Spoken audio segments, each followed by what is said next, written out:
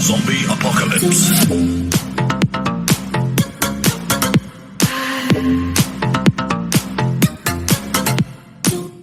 What is going on, you guys? Bastion Wajo here, and I want to go ahead and first of all, this new card just came out, coming out of Ancient Guardians, and it was just released today. I want to go ahead and talk about it because it's really exciting about what could be coming as far as the future of Pendulum summoning, Pendulum decks, what could be coming as far as the new ban list. But the new card that was released today, well, not released today, but was shown to us today, was Doremichord Korea.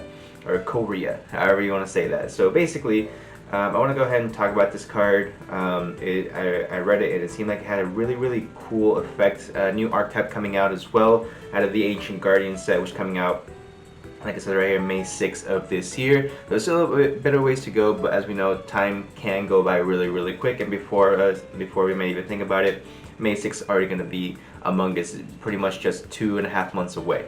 So let's go ahead and analyze this, guys. So Doremichord Korea. That reminds me of like the Dodos and Gagagas. But let's go ahead and talk about it. So it has a pendulum effect. When you pendulum summon a Doremichord pendulum monster or monsters, your opponent cannot activate monster effects or spell and trap cards. Already that is really good, because your opponent can't respond to your pendulum summon essentially. So that's really interesting as well. And if all the Doremichord's like pendulum monsters have this type of effect, that's going to be really good. It looks like it's going to be a pendulum centered archetype as well. So if they all have the same blanket effect as far as pendulum zone, as far as their pendulum effect, that's going to be really amazing. So then we go into the monster effect. You can only use this card's second and third monster effects once per turn each. Okay, so let's see. First effect, you can special summon this card from your hand by attributing 2 pendulum monsters. Okay, that's pretty cool. I mean, you can pendulum summon them again, so it's not really that bad. 2700 beater, scale 1, it's really good. It has good stats for a pretty easy to summon monster. Let's see. So effect number 2. You can target one face-up card your opponent controls, negate its effects. Okay. So there's one face-up card, not face-up effects, not face-up monsters. I mean, so that's really good because you can choose whatever you want. Let's say your opponent has, off the top of my head, Union Hanger, right? Union Hanger.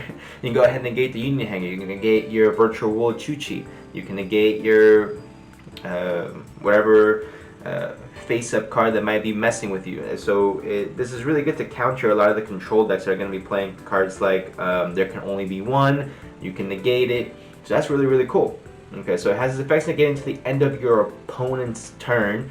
So that's amazing because then that blink is not just until the end of your turn. So that's 2 whole turns that you get to turn off a card on your opponent's board. That's amazing. If you have an odd number pendulum scale in your pendulum zone, you can target 2 cards instead. That makes it so much better because this is already a scale 1. Now,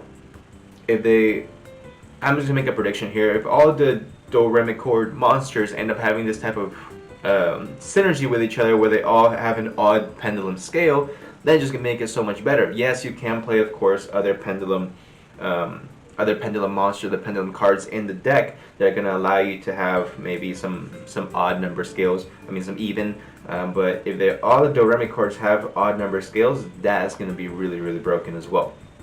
Just shut off 2 cards on your opponent's board. That's nuts. So we go into the third effect. So 3, when the effect of a monster in the field with attack less than or equal to 3 times the highest pendulum scale in your pendulum zone is activated, you can destroy that monster. So it doesn't negate, but it destroys. So I mean, I really wish it would negate. It would make this card really broken.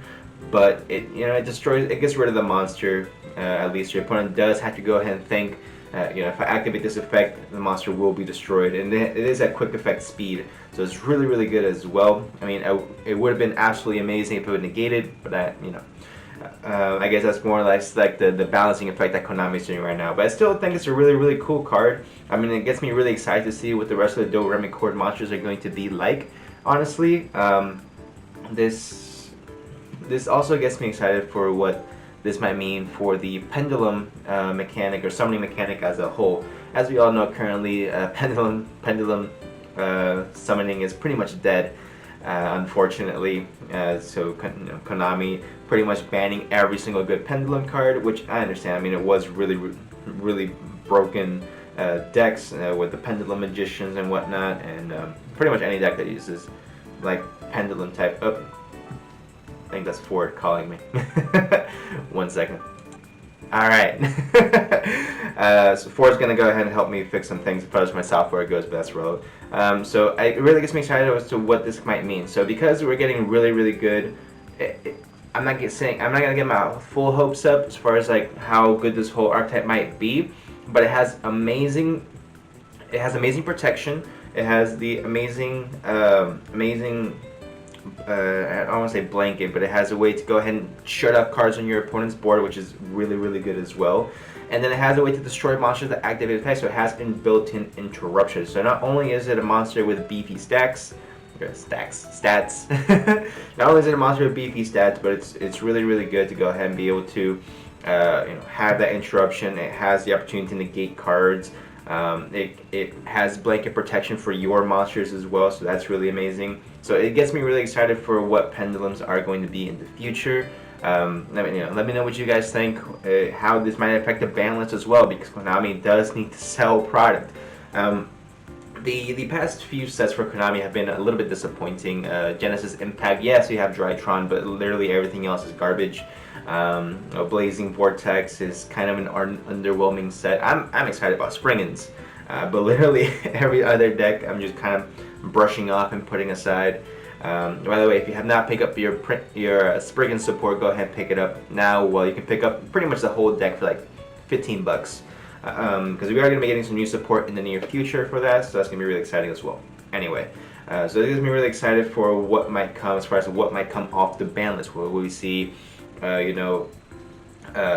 like Skull Crobat Joker come off the ban list? Are we going to see like Astrographs for sure come off the ban list?